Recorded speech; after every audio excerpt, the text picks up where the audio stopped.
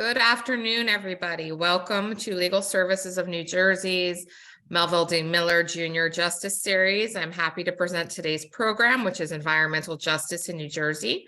My name is Rachel Elkin. I'm the Director of Training and Professional Development at LSNJ, or Legal Services of New Jersey. Great. Thanks, Rachel. And thanks everybody for joining us today. I'm Akil Roper, and I'm a Senior Vice President here at Legal Services of New Jersey. As many of you know, LSNJ coordinates and supports the statewide system of legal services programs, providing free civil legal assistance to people of low income in New Jersey.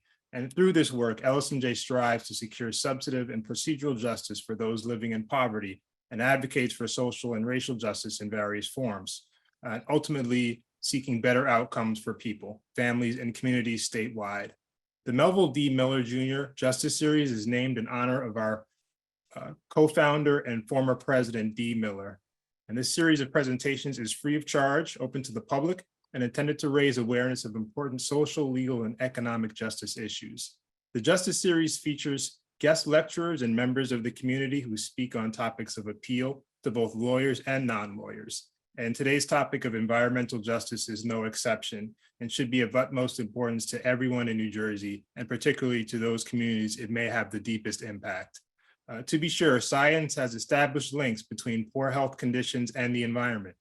According to the Center for Disease Control, we know, for example, that poor air quality can trigger asthma attacks and that elevated lead levels in children can cause developmental disabilities. The American Lung Association reported in 2021 that more than 40% of Americans, over 135 million people, live in areas with unhealthy levels of air pollution alone. As to the disproportionate impact, American historian Robin D.G. Kelly writes in his essay, Change from the Roots, that Black, Brown, Indigenous, and other communities of color, especially poor, women, and LGBTQ+, live amongst constant threats to safety and security. They're more likely to live near toxic waste dumps, freeways, bus barns, and oil and gas production facilities, and lack access to healthy food and clean drinking water. According to the American Lung Association, people of color and those living in environmental justice communities already burdened with pollution continue to be the most affected by unhealthy air. People of color are more than 3 times more likely to be breathing polluted air than white people, the report said. But New Jersey has recently adopted what it touts as the strongest environmental justice law in the nation, aiming to reduce pollution in those specific communities, and requires the Department of Environmental Protection to assess the public health and environmental risks that facilities renewing or expanding licensing permits create for overburdened communities. And we'll hear more about that from our panelists. So we're here to answer some questions. Historically, how have we advanced environmental justice in New Jersey? Where are we now? And what does the future hold? And so we've gathered experts to talk about New Jersey and the fight for environmental justice. And I'm so pleased to introduce them all experts in various disciplines, but connected in their impactful work in the area. First, Assemblywoman Verlina Reynolds-Jackson is a legislator and representative of the 15th Legislative District. Her career as a social worker, coupled with a commitment to public service, led her to the elected position of East Ward Councilwoman, where she became the first African-American female to serve in that position, and as council vice president, where she legislated laws for the city of Trenton. Ms. Reynolds-Jackson is currently serving in her 3rd term in the New Jersey Assembly as Constituent Outreach Chair and Vice Chairwoman of the Assembly Commerce and Economic Development Committee. She is a member of the Assembly Budget Committee, the Assembly Higher Education Committee, the Joint Committee on Public Schools, and the Joint Committee on Economic Justice and Equal Employment. The Assemblywoman also serves as a commissioner on the State of New Jersey Martin Luther King Jr. Commission, the Amistad Commission, and is vice chair of the New Jersey Legislative Black Caucus. She currently teaches public policy at St. Peter's University in Jersey City, New Jersey. For the past 10+ years, Ms. Reynolds-Jackson has been committed to serving her constituents through public service. Her work is focused on social justice, enforcing businesses and landlord responsibility, environmental protection, and demanding accountability for students. Next, we'll have Olga Pomar. She is the Housing Preservation and Community Development Coordinator at South Jersey Legal Services. In this capacity, her work has included representing tenants and homeowners to protect their rights to affordable housing and providing legal assistance to tenant associations, community groups, and nonprofit organizations. She has litigated numerous complex civil rights cases, housing, redevelopment, and environmental law cases, including the precedent-setting case of South Camden Citizens in Action versus New Jersey Department of Environmental Protection and St. Lawrence Cement, in which a neighborhood group challenged the Department of Environmental Protection's issuance of a permit for a cement grinding facility in an environmentally devastated community of color on the grounds that it violated Title VI of the Civil Rights Act. She has worked in legal services since 1984, having spent 10 years as a housing specialist at the Legal Services Office in Mercer County before coming to Camden. Next, Melissa Miles is the Executive Director of the New Jersey Environmental Justice Alliance, the only statewide organization dedicated to serving New Jersey's environmental justice communities. Her focus is on mitigating air pollution related to the transportation, energy, and waste infrastructure concentrated in New Jersey's environmental justice communities. As an environmental and climate justice advocate, she began her career in the field as a grassroots activist and community organizer while living in an environmental justice community in Newark, New Jersey.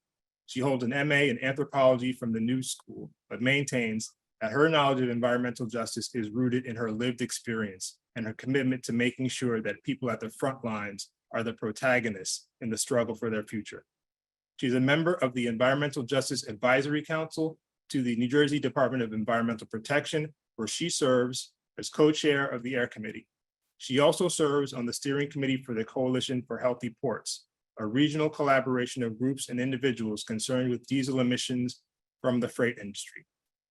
Nationally, she is on the advisory board of the Moving Forward Network and is part of the leadership team of the Climate Justice Alliance Black Caucus.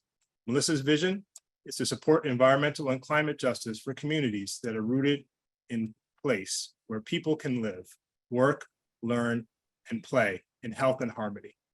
And last but not least, Dr. Nicky Sheats is the director of the Center for the Urban Environment of the John S. Watson Institute for Urban Policy and Research at Kean University, which provides support for the environmental justice community. He works on issues that include air pollution, climate change, cumulative impacts, developing environmental justice legal strategies, and increasing the working capacity of the environmental justice community.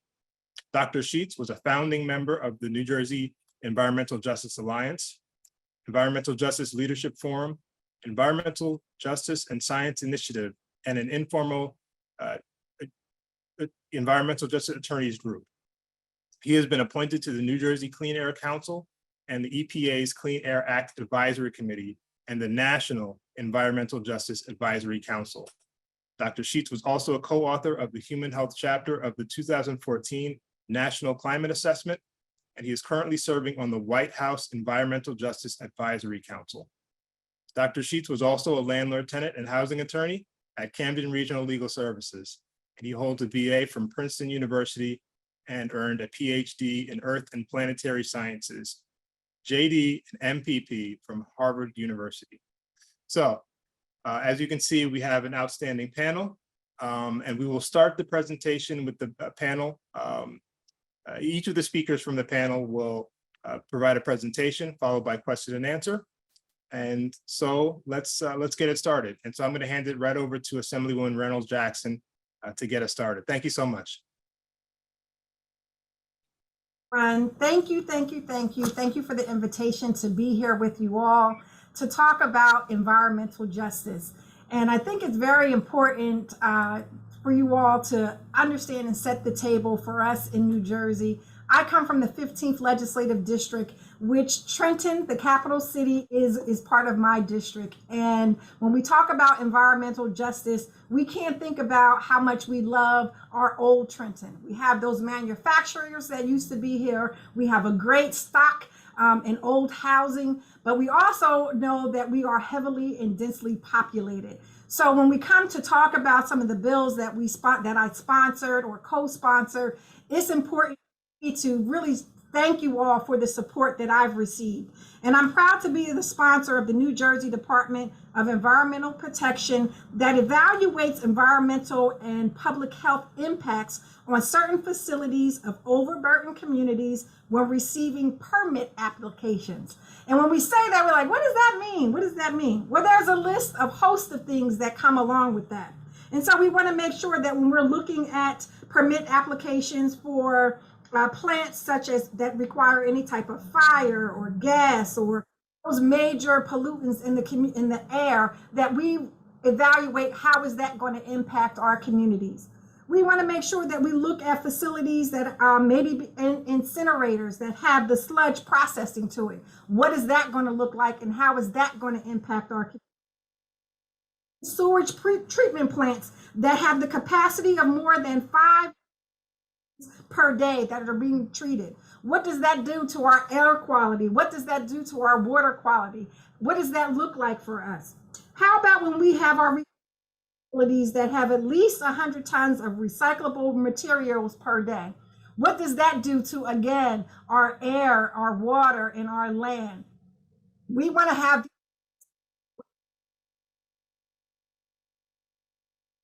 and how are we treating those? What about medical waste incinerators? And I'm not talking about our hospitals or our universities, but I'm talking about other areas as well. And so for me, I start to think about, but I want you all to think about water for when we have our sewer runover that's attached to this, so that we can begin to take some of that responsibility off. I want us to also think, how does this impact us in our communities? And I want us to think about Latino New Jerseyans that come near, that live in these communities and that produce a lot of traffic. I want us to think about the New Jersey transportation.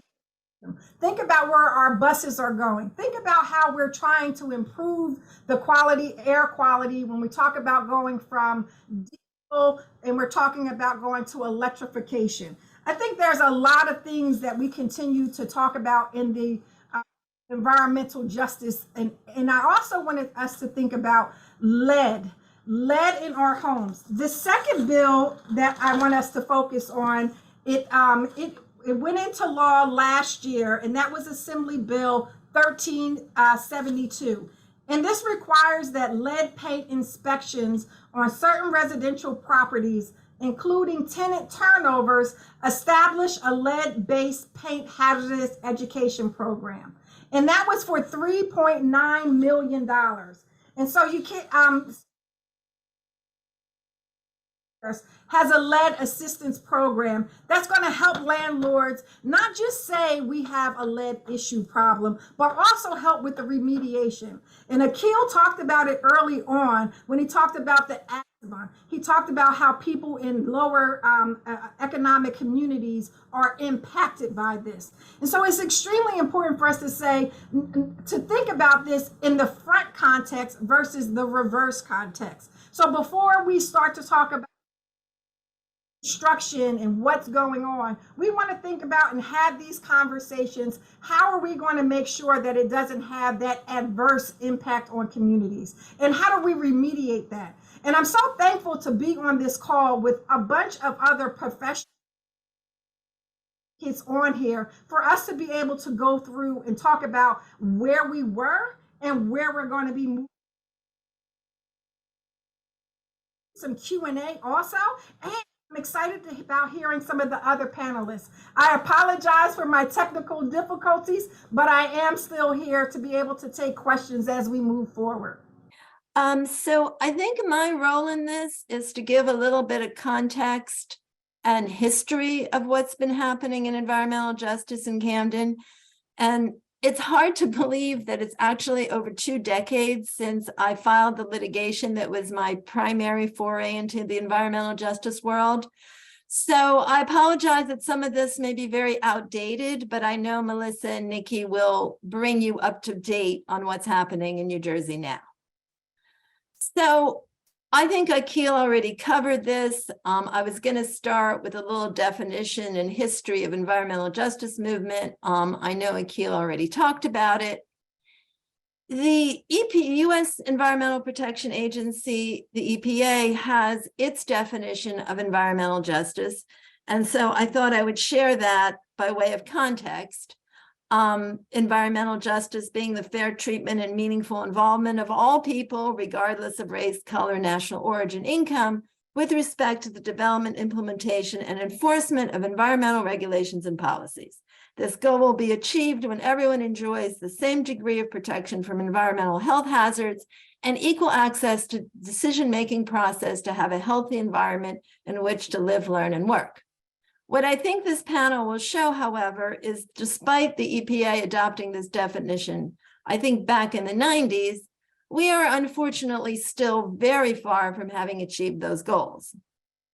Again, Akil touched on this, so I'm not going to go through all of these, but there were early findings that really sparked the development of the environmental justice movement in the late 80s, 1990s, when studies were being done that just repeatedly showed how particularly low-income African-American communities were always the ones to host the hazardous waste facilities, the dangerous cancer-inducing industries, toxic waste, and the like. They were the ones likely to live with lead paint. They were the ones likely to live with unacceptable levels of air pollution.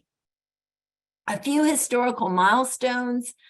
Back in 1983, there was a big movement led by the NAACP to challenge some of the toxic contamination in North Carolina.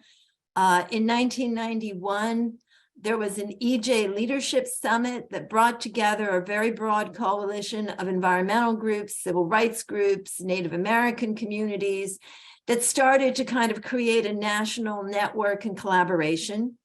In 1994 to 95, then President Clinton kind of took on this issue to some degree and signed an executive order in trying to create some mechanism for ensuring environmental justice from the federal EPA.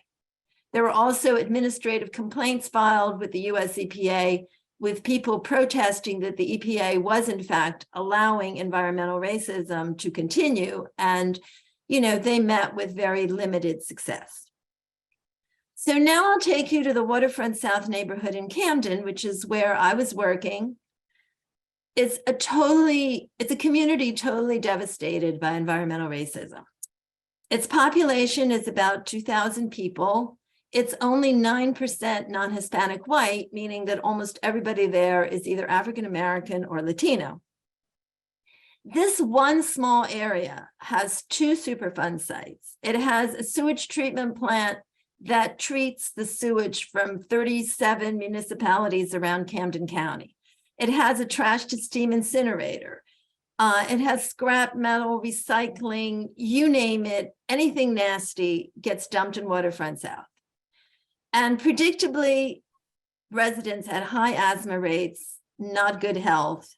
And as typical in environmental communities like this, the enforcement of the industries was absolutely minimal. You could get away with just dumping trash, crushing cars and sending dust up into the air, horrific sewage treatment plant smells that no wealthier, more politically powerful community would have tolerated. This map is a little hard to see, but those little dots show all the different regulated facilities in this one small area right here.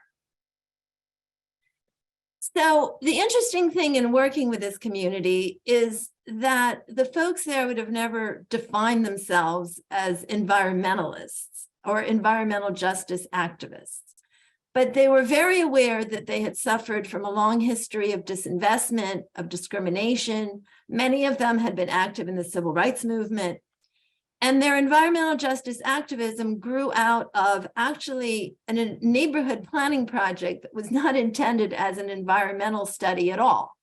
But people came together to talk about how to improve the neighborhood, what the neighborhood needed, what were its strengths and weaknesses. And the things that they wanted to address were all environmental related.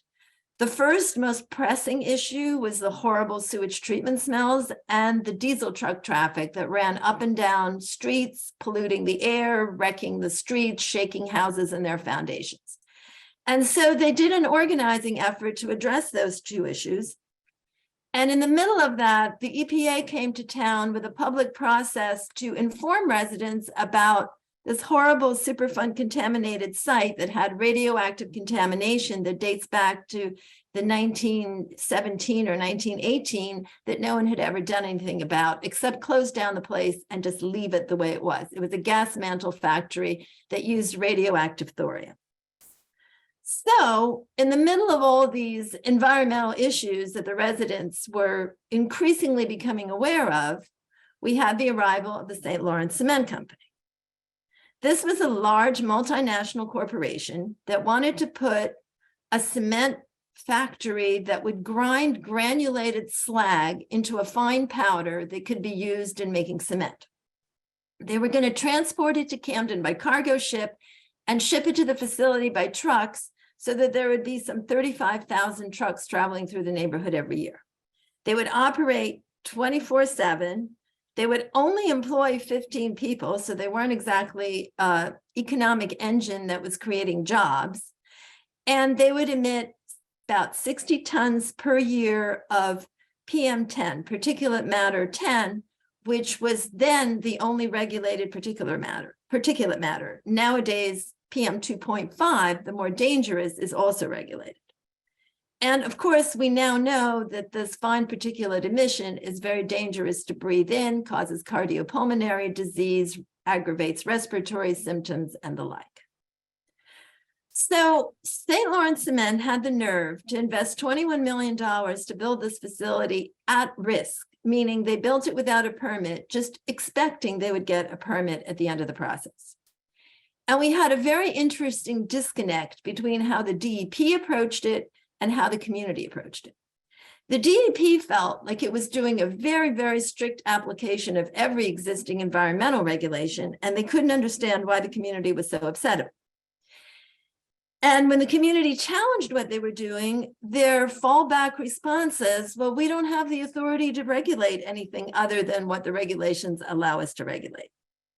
So they didn't consider the condition of the neighborhood and what a dumping ground it was at all. They didn't consider what was the race or the income of the residents. They didn't consider what other harms could be caused other than the smoke coming out of the smokestacks, such as the truck traffic. And the residents went through all the usual things that community groups do. They protested, they held, vigils in front of the DEP building, they attended hearings, they wrote letters, and they felt totally ignored because, of course, at the end of the process, DEP issued the permit. This is what the facility looks like in its final built capacity. It's kind of a monster. So that's how the lawsuit came about. Now, I was a legal services housing lawyer. I didn't know nothing about nothing. I never been to federal court. I knew nothing about environmental laws. I knew very little about civil rights laws. But it just so happened that at that time, civil rights, environmental justice lawyers were very eager to test the possibilities of litigating environmental justice cases under Title VI of the 1964 Civil Rights Act. That's the section of the act that prohibits discrimination by recipients of federal assistance. And permitting agencies like DEP receive federal funds. So the statute, Title VI, has been interpreted for years as prohibiting only intentional discrimination. But there are EPA regulations, just like most agencies have regulations, most federal agencies, that prohibit policies and practices that result in a discriminatory effect or disparate impact, using legalese. So basically, you can have a neutral policy that says, we are going to issue permits to facilities that generate less than 100 tons of PM10, but the regulations would say, well, you need to make sure that you are enforcing this policy in a way that does not create a discriminatory effect on communities like Waterfront South. And the EPA has never effectively enforced these regulations. So as I was floundering and saying, oh my God, what do I do next? How do I help my clients? How do I litigate this? I had no trouble finding co-counsel who were eager to have a test case. So it was then Camden Regional Legal Services, now South Jersey. So I was joined by Public Interest Law Center of Philadelphia and the Center for Race, Poverty, and the Environment out of California, who became my co-counsel.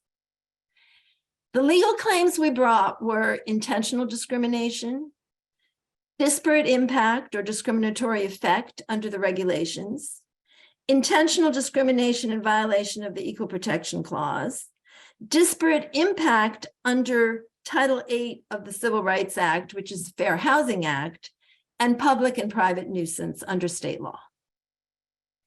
And we had such a roller coaster ride. On April 19th, in 2001, the U.S. District Court, Judge Orlovsky, issued a preliminary injunction stopping St. Lawrence Cement from opening its facility that it had invested $21 million in, and saying it can't do that until the DEP conducts a disparate impact analysis. I have the site there for the decision. We weren't even done planning our celebrations when on April 24th, the U.S. Supreme Court issued a decision in a case called Alexander versus Sandoval, which had to do with driver's licenses, not environmental law. But they stated that there is no implied private right of action to enforce Title VI regulations. For those of you who study or are interested in U.S. Supreme Court decisions, you might know that during that era, the U.S. Supreme Court was growing increasingly conservative and hostile to civil rights. But it wasn't doing the frontal attacks that we're seeing now, like the reversal of Roe versus Wade. What they were doing instead was chipping away at people's rights to litigate these claims by limiting court jurisdiction, having higher standards for what you can plead at the outset of a case, finding that citizens don't have the rights to enforce certain laws. And this was very much part of that trend. The regulations can exist, but you as a citizen can't enforce them any more than you can enforce a car running a red light on the street corner. These are laws that are enforced by an enforcing agency, not by private citizens. So that very afternoon, Judge Orlovsky called us in for a telephone conference and, relying on a dissent by Justice Stevens, said, well, maybe we can use Section 1983 of the Civil Rights Act to enforce the Title VI regulations. So we amended our complaint. He retained the preliminary injunction, and we were allowed to proceed under Section 1983, which generally gives private citizens the right to enforce federal laws. Unfortunately, however, in June of 2001, the Third Circuit lifted the injunction, so we knew that the end was in sight for this. And the case was heard by the Third Circuit Court of Appeals, and they issued a decision that confirmed that 1983 could not be used to create private rights of actions to enforce regulations. That was the first time this issue had come before a federal court, so it was a very hot issue.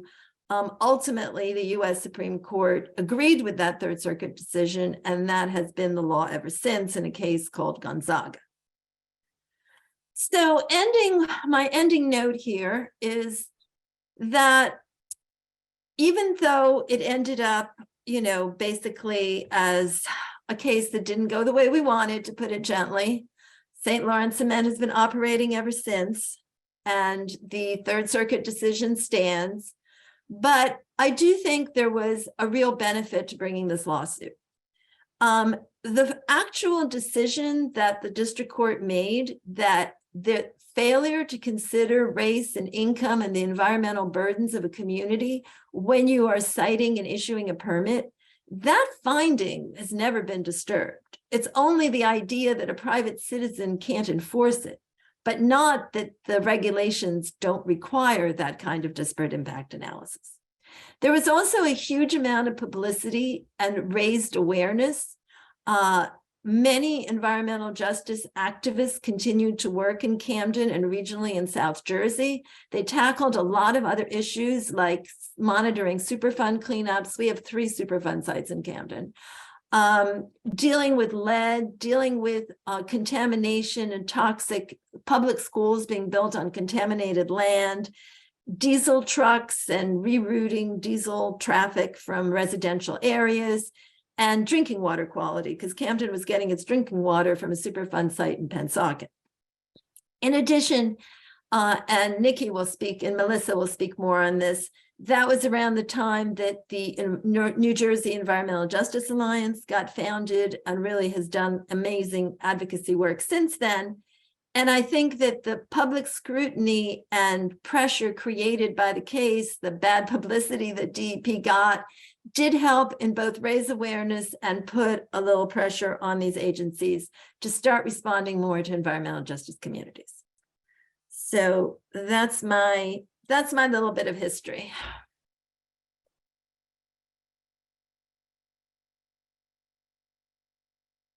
Terrific. Thank you, Olga. So we have Melissa, who is slated to go next. If you're ready, we can roll ahead. If not, Yep, then I'm here. Can you hear me? Yes, we can. Okay, great. Thank Fantastic. you, Akil. And yeah, Olga, that was so great to hear that history. My name is Melissa Miles, and I am the Executive Director of the New Jersey Environmental Justice Alliance, or NJEJA. NJEJA is a statewide organization that, as Akil mentioned, is the only one of its sort in that we were founded as an environmental justice organization and continue to be so today. Even in a time before environmental justice was a household word the way it is today. In fact, when it was almost, it was definitely did not have the kind of publicity and name that the overall environmental movement has today. And even in a time when it was unpopular to say the kind of things that environmental justice advocates can say today, we were an environmental justice organization. So we really led the way in EJ in the state, because we were founded by the organizers, many of the organizers that Olga is speaking of, founded the organization.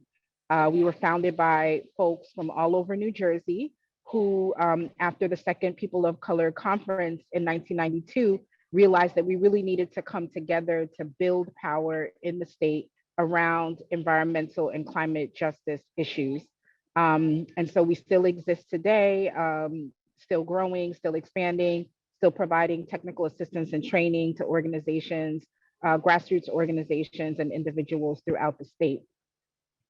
So I've been with NJEJA only for 2 short years now. And before that, I was an organizer and EJ manager with the Ironbound Community Corporation in Newark. So that's where a lot of my firsthand experience of being part of the EJ movement comes from. I myself spent most of my life living in environmental justice communities, although I did not know that was the case. And race continues to be the #1 determinant of whether or not you live near egregious pollution.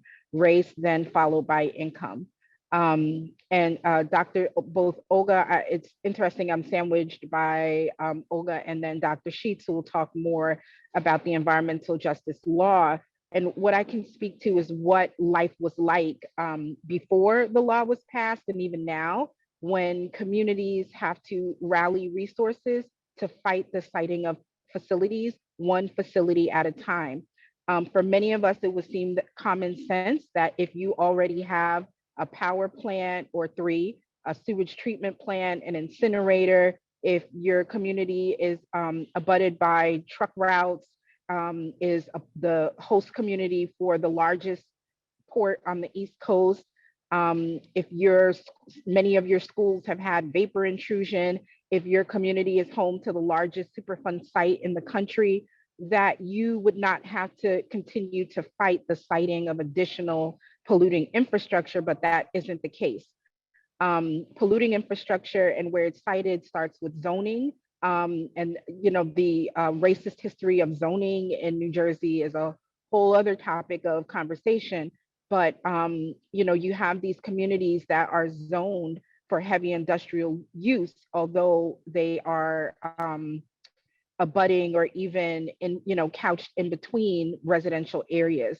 And the Ironbound and which is the East Ward, in the south ward of Newark are communities like that, as are Camden, Rahway, and others. So we, as community members and as community-based organizations would have to take the Department of Environmental Protection to task as ordinary people to try to protect ourselves from the siting of additional polluting facilities. And what we would hear was that they didn't have the regulatory authority to say no to a facility that would be operating within the legal limits of its permit, even if a similar facility nearby was also operating at the legal limits of its permit. When you take 2 or 3 facilities, although they may not be surpassing the legal limits, and put them together, you have what's called cumulative impacts. You have the different chemicals in the air and the different stressors in the environment coming together to make it very difficult to thrive in a place where people are really doing their best, but have many socioeconomic challenges. So, just to talk a tad bit about how we got to the law before Dr. Sheats comes in, the organizing side of it. As I mentioned, as a community-based organization, every single time a new facility wanted to permit, or every single time a facility came up for its Title V permit, we would have to get community members together, call on NJEJA for technical expertise, and try to train people up, help folks understand the issues, bring them out to testify at the hearing, push the facility to, push the DEP to extend the hearing time, to give us more time, work together with environmental lawyers to read hundreds of pages of permit, and then try to push the DEP on different aspects of the permit that maybe they didn't even understand clearly. And so this all as small grassroots organizations. And we were very fortunate that in 2020, we were able to get the environmental justice law passed, but that was after over a decade of advocacy. The reason why that law was able to go through, or a big reason why, notwithstanding all the legislative work, is because advocates like Dr. Sheats never dropped the banner of protecting communities from the cumulative impacts of pollution. When it was unpopular, when no one wanted to hear it, when we were in Republican administrations that did not have as much, that didn't show as much concern for the environment or for the environmental impacts on people, we never dropped the banner. And so when the opportune moment came, we were there, ready to work with the DEP, ready to push for the strongest law possible, and ready to take advantage of the fact that the tide of the country, due to other racial and social issues raised by Black Lives Matter movement, was such that everyone was beginning to understand that when Black folks said, "I can't breathe," that there were a variety of reasons. There were a variety of knees. We talk about knees on necks. Pollution is a knee on the neck of Black people in this country, particularly Black people in low-income communities. And so many people, pollution is the slow death. Air emissions from the transportation sector, from the energy sector, that is the slow death, of asthma, respiratory disease, cancers, and the like. So, we were ready to take advantage of the moment when the political will finally aligned for us to get a law passed. And although we are still moving through the regulatory phase, the law is not yet enacted. And unfortunately, many facilities are up for permit renewal and not falling under the EJ law yet. And so communities like Camden and Rahway are still, trying to fight dirty, polluting facilities on their own without the help of the EJ law. We are very hopeful that this law will help change that tide. And with that, I will pass it to my colleague, Dr. Sheats. Thanks for inviting me to LSNJ to speak today. Thanks, Melissa, for passing the baton there. Yeah, there for just a second. So this is me. I work at Kean University. I'm also a member, as Melissa said, of the New Jersey Environmental Justice Alliance. And I want to talk to you about two policy issues that the New Jersey environmental justice community in the New Jersey environmental justice community has prioritized, and that have been prioritized by other EJ organizations around the country, or at least some EJ organizations around the country. One you've heard of already, have a great introduction, or more than an introduction on already, cumulative impacts, that both Olga and Melissa have referred to, and actually Assemblywoman too. And the second one on climate change mitigation policy from an EJ perspective. Next slide, please. And I want to start off by talking about the motivation for us addressing these two topics, and actually for the motivation for creating an environmental justice movement. These two figures were developed by the New Jersey Environmental Protection, by the New Jersey Department of Environmental Protection in 2009, using data from the late 1990s and early 2000s. They show the relationship between cumulative impacts, race, and income in New Jersey neighborhoods. And for the purposes of these two figures, you can think of cumulative impacts as a very rough estimate of the total amount of pollution in a neighborhood. So what DEP did initially was it assigned a cumulative impact score to every neighborhood in New Jersey. And then to figure out the relationship between cumulative impacts and race and income, it graphed those cumulative impact scores against race and income. And you see the unfortunate outcome of that exercise. Look at the top figure, and you'll see that as the number of people of color living in a New Jersey neighborhood increases, so does the estimate of the amount of pollution in New Jersey neighborhood. And the same thing is true of people living in poverty in New Jersey. As the number of low-income people living in New Jersey neighborhoods increases, so does the estimate of the amount of pollution. And so I'll say what I've said to audiences all over the country. What this is providing evidence of is that if you live in New Jersey, the amount of pollution in your neighborhood is connected to race and income, the amount of money in your pocket, the color of your skin, and of course that goes against everything that the state and country at least claim that they stand for.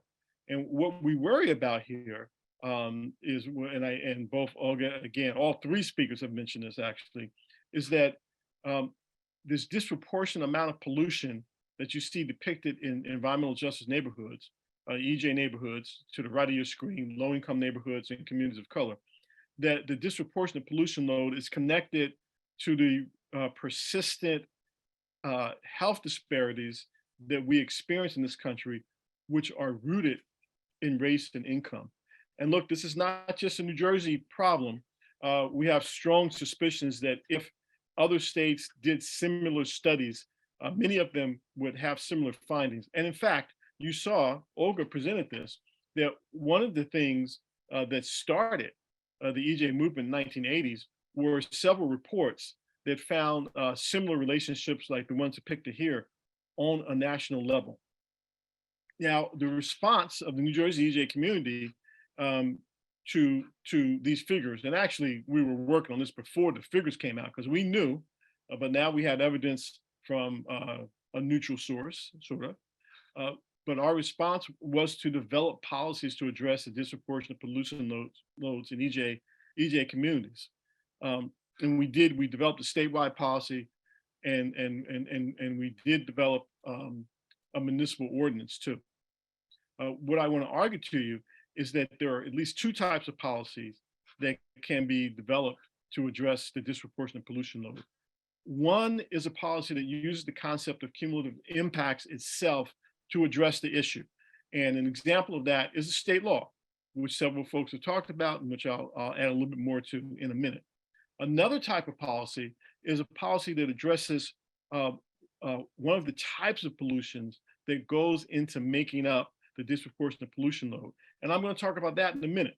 That's where climate change mitigation policy comes into the picture. Next slide, please. Next slide. Next slide. Let's stop here for a minute. Here I've cited some more recent studies on a national level that show kind of similar relationships to the ones depicted by those graphs.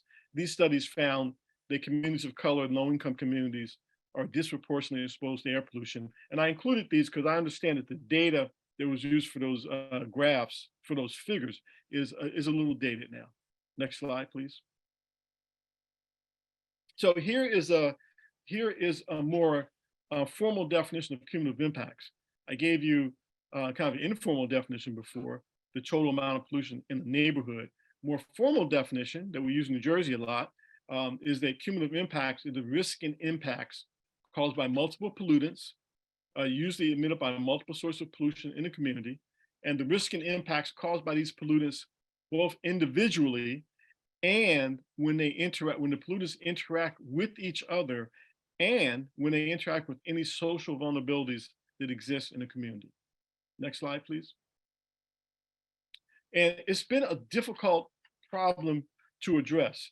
And unfortunately, many of our environmental justice neighborhoods have multiple sources of pollution, as the figure kind of indicates, or at least implies. And so one can argue that cumulative impacts is actually the premier environmental justice issue in the country. And it's been difficult to address for several reasons. One is because how both Olga and Melissa talked about this, is because we attempt to regulate pollution in our country by setting individual standards. So we go pollutant by pollutant, we set a standard. And what happens is that when communities come to either state or federal environmental agencies and say, look, you can't, we already have more than our fair share of polluting facilities. Oftentimes, almost all the time, the government says, well, we don't see that any individual standards being violated, so we can't do anything for you. And of course, this ignores the fact, as Olga laid out and Melissa, they both did a good job of it, that there's no standard to address the aggregate amount of pollution in the neighborhood or the cumulative amount of pollution in the neighborhood. And we know that there can be detrimental impacts because we don't have this cumulative standard, even if no individual standard is violated. Next slide, please. So I said earlier that in New Jersey, we did develop several policies to address cumulative impacts. One is on a municipal level that Newark has adopted. We also developed a statewide policy, and that policy took some turns and ups and downs, and eventually became the statewide law that folks have referenced and talked about. And I'm going to do it again here. Next slide, please. Oh, actually, before I talk about the law, I wasn't going to show you this slide, but I've been inspired to show it by Olga.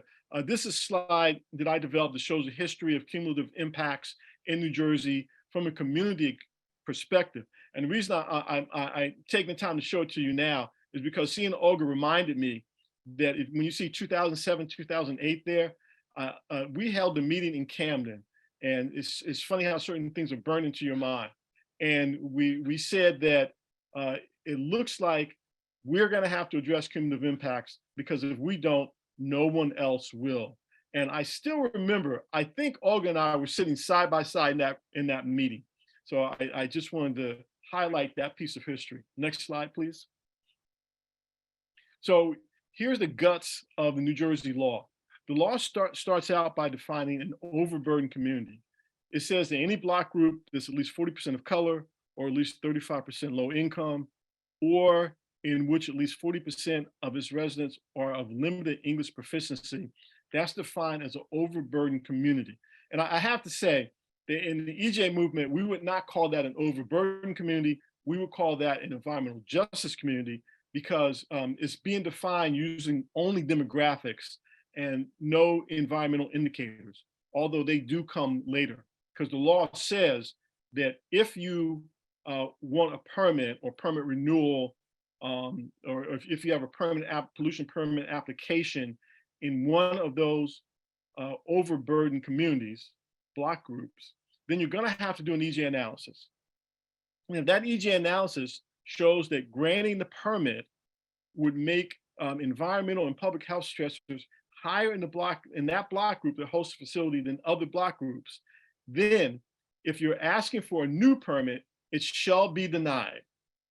If you're asking for a permit renewal or a permit that will expand an existing facility, even if a granted permit would make those stressors higher than in other block groups, the permit can't be denied, but conditions can be placed on the permit that will help to reduce the amount of pollution the facility will emit. Next slide, please. Next slide, please. Next slide, please. So the regulations that folks have referred to, the proposed regulations have not been adopted yet. The proposed regulations, one of the things they did was set out what these environmental and public health stressors are. There are 28 of them. You see 12 of them pictured on the screen there. Think of levels of pollution, like air pollution. Think of levels of disease. You see there are cancer rates, and think levels or density of polluting sources. Next slide, please. Next slide, please. Next slide, please. Next slide, please. Next slide. I really am going to talk about another slide soon. Next slide, please. So the regulations, the proposed regulations, in addition to determining the universe of stressors, right, define the stressors, the other thing the regulations really do is tell exactly how this environmental justice analysis should be performed. And that's a big deal, because these regulations that define the analysis are just as important as the law itself. And both the law and the regulations will probably, we hope, be copied by other states. And there are EJ organizations in other states that are very interested in this. Next slide, please. Next slide, please. So the cumulative impacts legislation is important, but we know it's not a silver bullet. It will not take care of all cumulative impact issues. And we're going to have these other types of laws that I referenced in the beginning to be combined with the cumulative impacts law to really make significant impact on the cumulative impacts issue in New Jersey. And we've coined the phrase, we're going to need cumulative policies to address cumulative impacts. Next slide, please.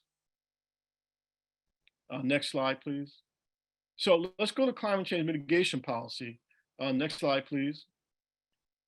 And climate change mitigation policy is one of these other types of policies that we need to address cumulative impacts. It's a type of policy that will address one type of pollution that is contributing to the overburden, to the disproportionate pollution load in EJ communities. And from an EJ perspective, what we are arguing is that climate change mitigation policy should not only be used to address climate change, but to address the disproportionate pollution loads in EJ communities. Next slide, please. So that's the basic premise. Here's the more detailed premise, and really what I want to get across to you about climate change mitigation policy from the EJ perspective. Look at the first bulleted paragraph. And it says what we want from climate change mitigation policy from the EJ perspective are guaranteed emissions reductions in and near EJ communities, preferably with greenhouse gas co-pollutant reductions intentionally maximized, but reductions either way. Okay, what does that mean? Let's pull it apart. Guaranteed emissions reductions. You might be wondering why I'm talking about guaranteed emissions reductions in the context of climate change mitigation policy, because isn't it all about emissions reductions? And it is, but depending on the type of policy, the reductions are not guaranteed at all plants in all locations. And remember, we are now talking about a climate change mitigation power policy for the power electricity generating sector. And so in the power sector, we're talking about power plants. So guaranteed emissions reductions in and near EJ communities. We know what an EJ community is: community of color, a low-income community, preferably with greenhouse gas co-pollutant reductions intentionally maximized.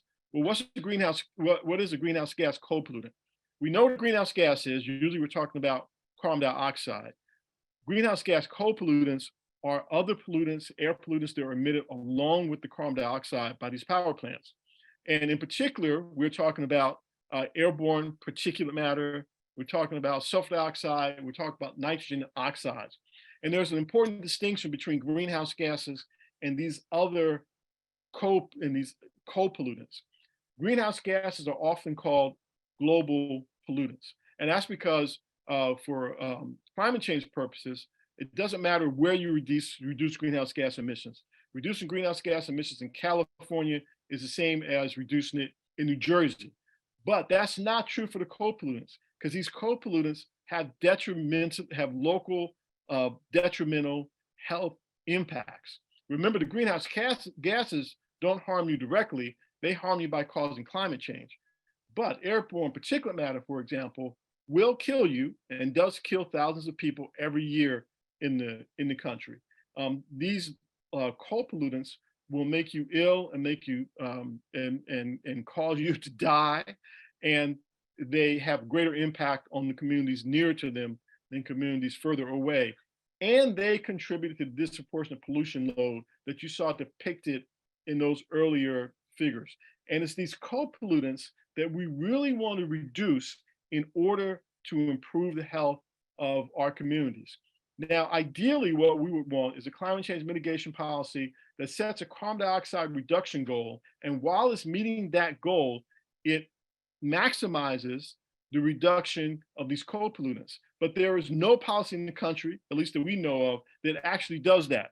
So the next best thing is we say we want to make sure that plants that are located in EJ communities or whose emissions detrimentally impact EJ communities and are under climate change policy, no matter what that policy is, we want these plants to be forced to reduce their carbon dioxide emissions, because in that way, we are going to get some incidental reduction of co-pollutant emissions, even if they're not as much as we would get if the policy was specifically designed to maximize reductions. But we'll take the reductions we can get, and we think they'll be significant. Next slide, please. Next slide. Next slide.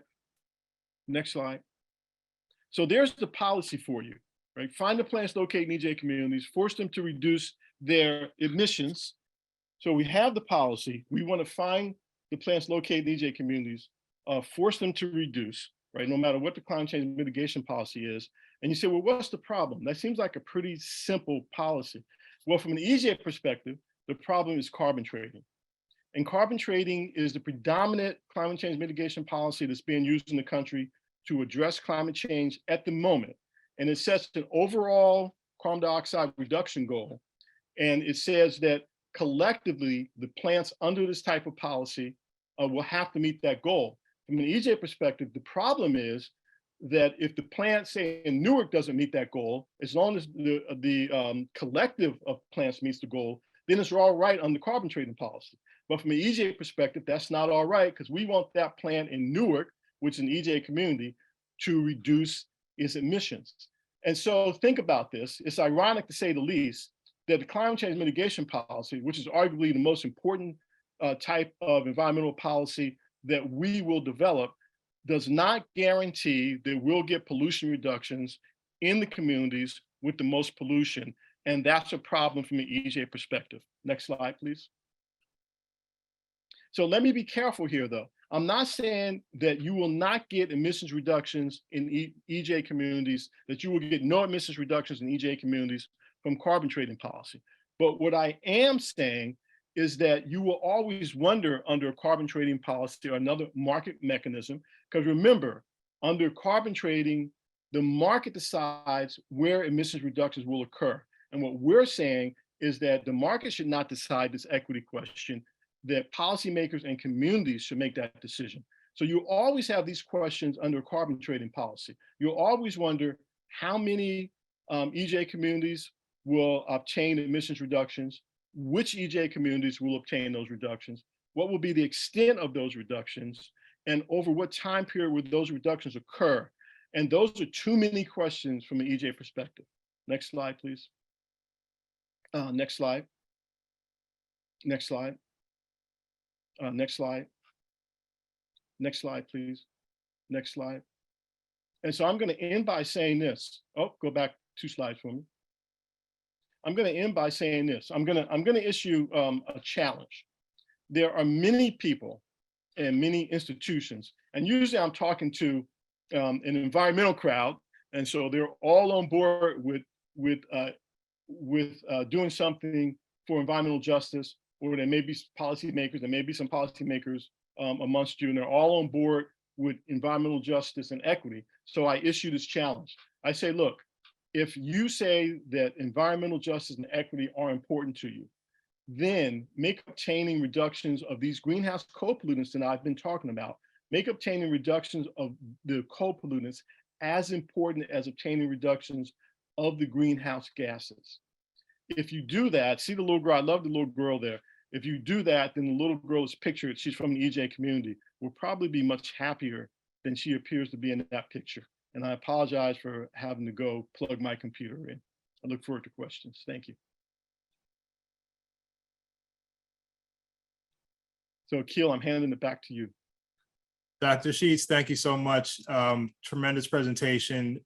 Before we get into question and answer, first of all, thank you to all the speakers on the panel, Assemblywoman Reynolds-Jackson, Olga, Melissa, and Dr. Sheats.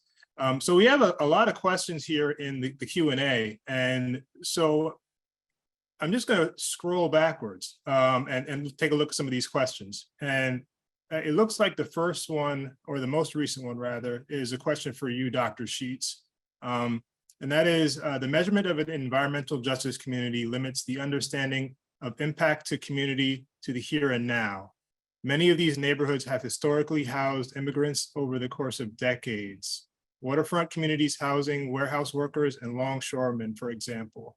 What work is being done to understand the impacts to migrants from those communities and their descendants who may have scattered elsewhere but have taken the impact with them? Well, I'm not sure about the work that's been done to talk about taking the impacts with them, because I assume you mean thereby they're saddled probably with diseases that have, that they've developed at least partly because of the pollution, disproportionate pollution that they may have been faced with.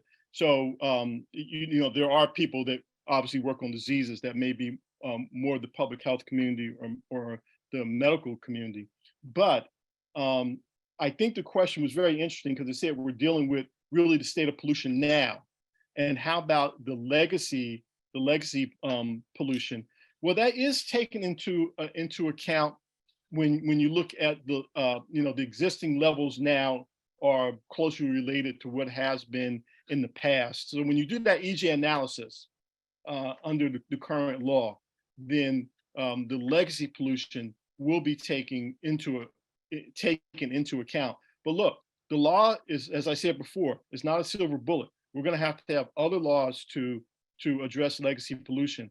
And hopefully under this administration, federal administration, that does have some EJ policy that haven't been in place before, we will have some funds to address the legacy pollution. Not sure we have the policies yet in place to fully address the legacy pollution. This is one policy that will help, but I think we'll take a step forward. Thank you. Rolling into the next one. Comment, Dr. Sheats highlights the correlation between the percent of minorities in poverty and the cumulative impact in New Jersey.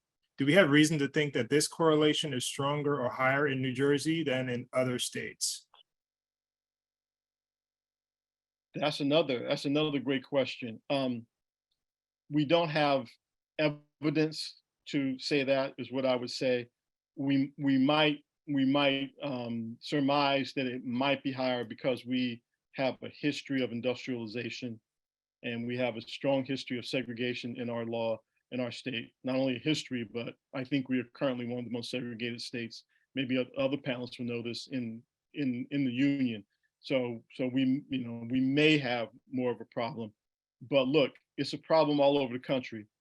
This has been recognized now. I think, thankfully, I think we've moved from debate about whether there is a problem to a debate about how do we address the problem. And we still, as Olga led off by saying, we still don't have sufficient laws and policies in place to fully address the problem. Thank you. That it raises another question that I have, and this one is for you, Olga. You talked about a number of different legal tools at an advocate's disposal: disparate impact, intentional discrimination, nuisance. What is the most effective, or does it depend sort of on the circumstances? What, in your view, would be the most among the most powerful tools? Well, what was really missing when we were litigating is this idea of considering cumulative impact. So I am very curious how that law is going to play out and how much of a difference it was going to make, because we didn't have that tool. What the DEP kept telling us is, yes, we understand, but we only have these regulations to enforce, and the company is going to immediately challenge us if we impose something that's like what's going to be challenged as an arbitrary standard that has no backing in the regulations. And in terms of challenging what was going on with St. Lawrence from an environmental law perspective, if you put aside the civil rights, it's always that problem. As Nicky said, each pollutant is regulated separately. If a company complies with the allowable limits for each individual pollutant, the regulatory framework under environmental law allows them that permit. So we felt like we were really missing that comprehensive big picture look at the community as a whole law. And of course, I don't think any one law is going to totally take care of the problem, but I am curious whether this cumulative impact law is going to make a significant difference.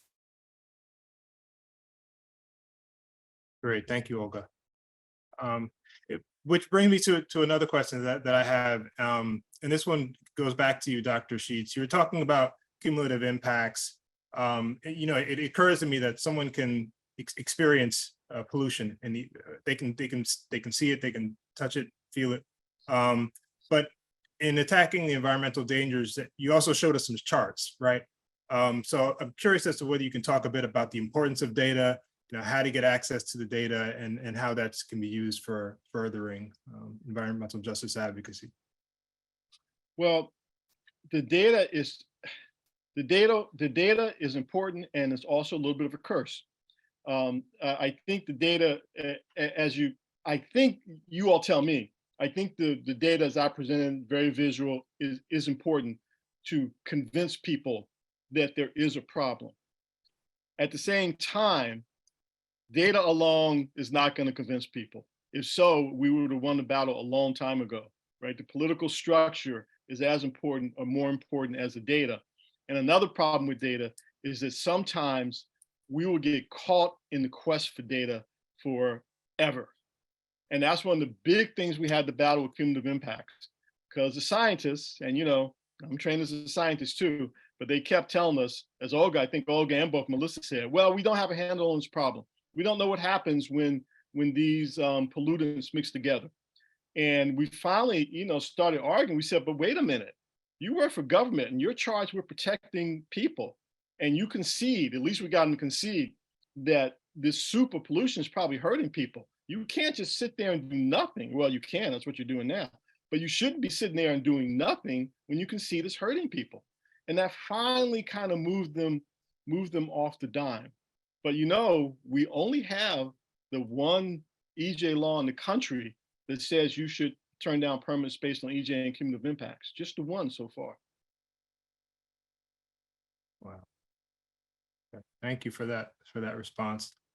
Which leads me to another question. Maybe this is for you, Melissa, or anybody else on the panel who wants to respond to this. And as you laid out, Melissa, it's an issue that impacts the community. And I think that's where it starts. And so what can people who are living in overburdened communities or environmental justice communities, what can they do?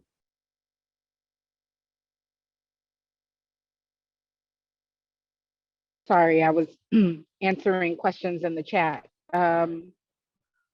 So what do people, I would not be doing this if I wasn't made aware that I was living in an environmental justice community.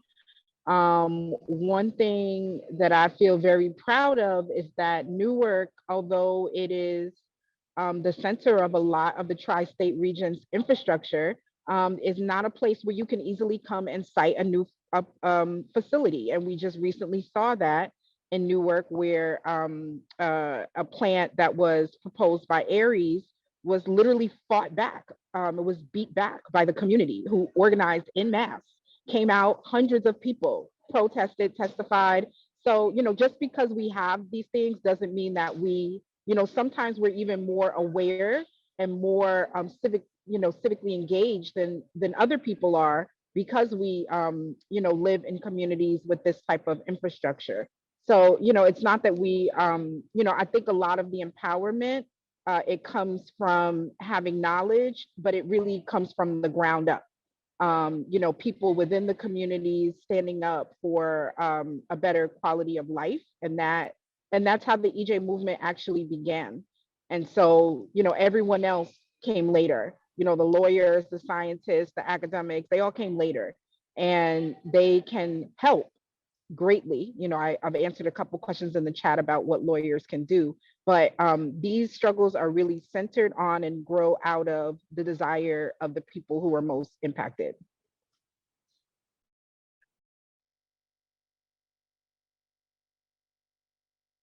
Great, thank you, Melissa.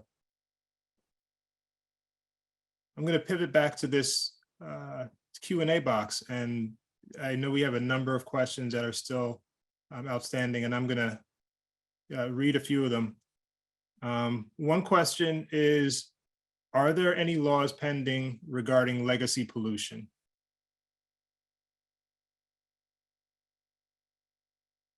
So pending, well, I was going to say pending in the state or the federal government, but I guess it doesn't matter because the answer is no.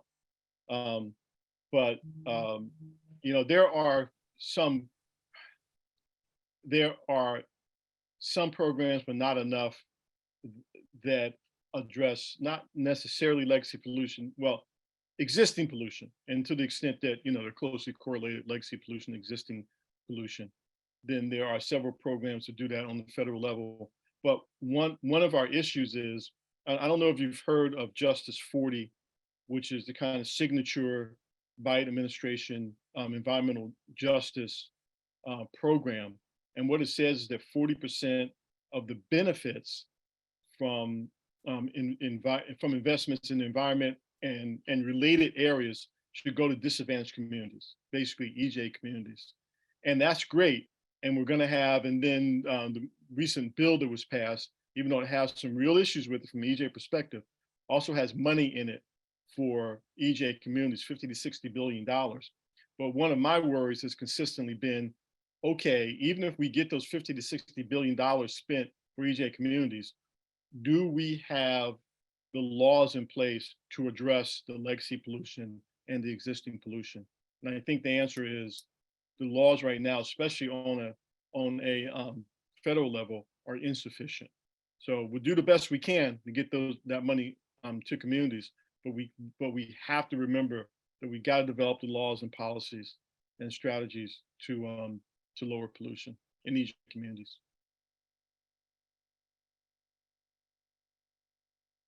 Thank you, Dr. Sheats. Another question in the Q&A. So if a private citizen can't enforce the agency's actions, such as the discussed EPA action, who is able to make sure that they follow the guidelines? Well, in theory, I'll jump in on this one. The agency is supposed to be enforcing its regulations. That was the logic behind the Sandoval ruling and the Third Circuit ruling in our case and all the cases that followed. So there is a process by which a community group or even an individual person can file a complaint with the US EPA claiming that some permitting decision, some action of the agency is creating a disparate impact, and EPA has the obligation to investigate that complaint and make findings. Nicky, you may know more about the success or failure of people who have tried to use that process.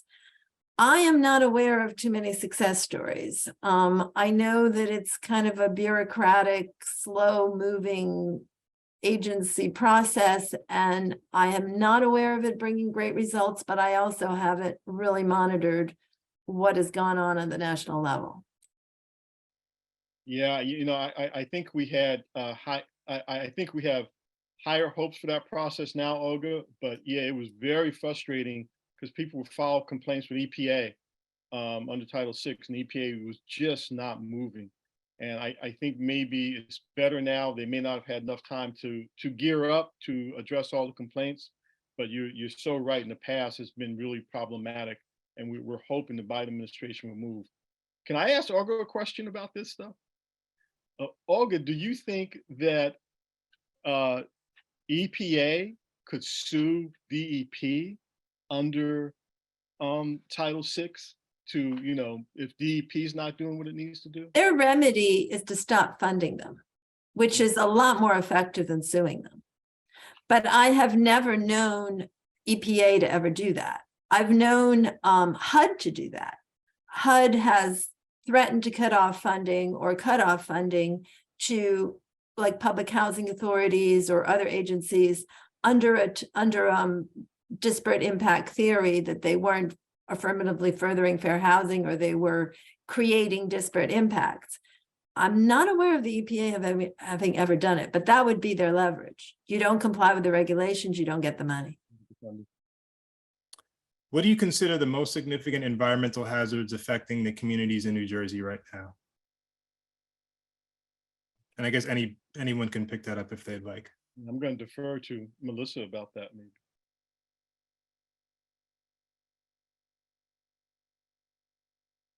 I think Melissa may have dropped off. She mentioned a. Yes, I'm sorry. Okay. She did just drop off. I apologize. She had another engagement. Well, I'm going to be parochial. I want to hear what Assemblywoman, the Assemblywoman has to say, and Olga. But I still think that air pollution may be the most dangerous pollutant. Just particulate matter air pollution. I'm gonna have to check this because I heard a statistic yesterday I thought was very low. In 2013, MIT put out a report saying that just particulate matter air pollution, small particles you breathe in, causes 200,000 premature deaths in the country every year. Just that one type of air pollution, and we know levels are disproportionately high in EJ communities. So it's an EJ problem. I heard statistics 60,000 deaths yesterday, which I think is low, but either one is sad, right, and a little scary. I would agree, Dr. Nicky. I think it's air, but I also think about the lead, and then I think about those health inequities that are affected by both, and how that impacts those communities as well. So I don't think there's an either or. I think it's a cumulative effect of all of it because it's the same population of people that are still being hit multiple times in multiple ways. And so the health continues to be a problem. Well said, Assemblywoman. It looks like we have about a couple of minutes left before we close out. We could jump to questions, but there are plenty of them, and we're not going to reach them all. So I would like to invite the panelists to offer any closing words if they would like. Any final thoughts you'd like to leave to the folks here who are gathered to learn more about environmental justice.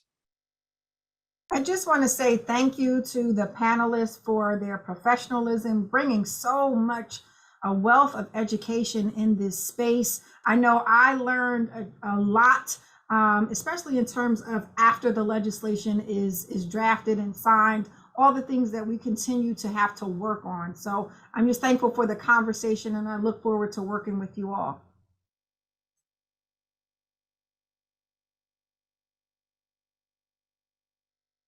Thank you very much, Assemblywoman. Thank you for joining us and for participating and offering your perspectives. Move now to Olga. Any final thoughts? It was also very interesting for me to sort of see how environmental justice advocacy in New Jersey has evolved since those days, some 20 years ago when we first started talking about it. And it's heartening to see both such a high level of interest in the subject and that progress has been made. But I also want to send out the caution that, if you drove through Waterfront South today, you drove through it 20 years ago, you would not see much of a difference. The legacy pollution, as Nicky called it, is still there. We don't have a mechanism for getting rid of it. And, the struggle is going to continue. I just hope that more awareness, more people fighting the good fight is really making a difference, because I think it is. Terrific, Olga. Thank you very much.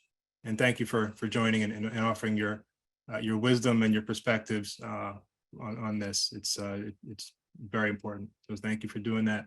And Dr. Sheats? Well, thank you for putting this on first, Akil, to LSNJ.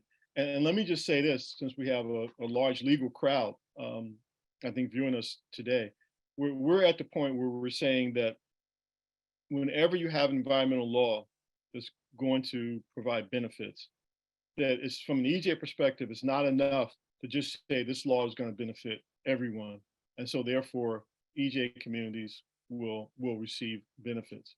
I think unfortunately in our country, we found that when everyone's supposed to benefit, somehow communities of color and low-income communities benefit less, receive fewer of the benefits and more of the bad stuff. And so what we've been calling for is to say, whenever you have an environmental law that confers benefits, you need to have a mechanism in there that ensures that EJ communities, low-income communities, and communities of color will receive a fair share of those benefits. And that may run us into legal problems, especially with the new Supreme Court. And so I think the lawyers are going to play an important role here, and we're going to need some innovative lawyering, I think, to fully benefit from environmental laws and to have EJ really realize its full potential.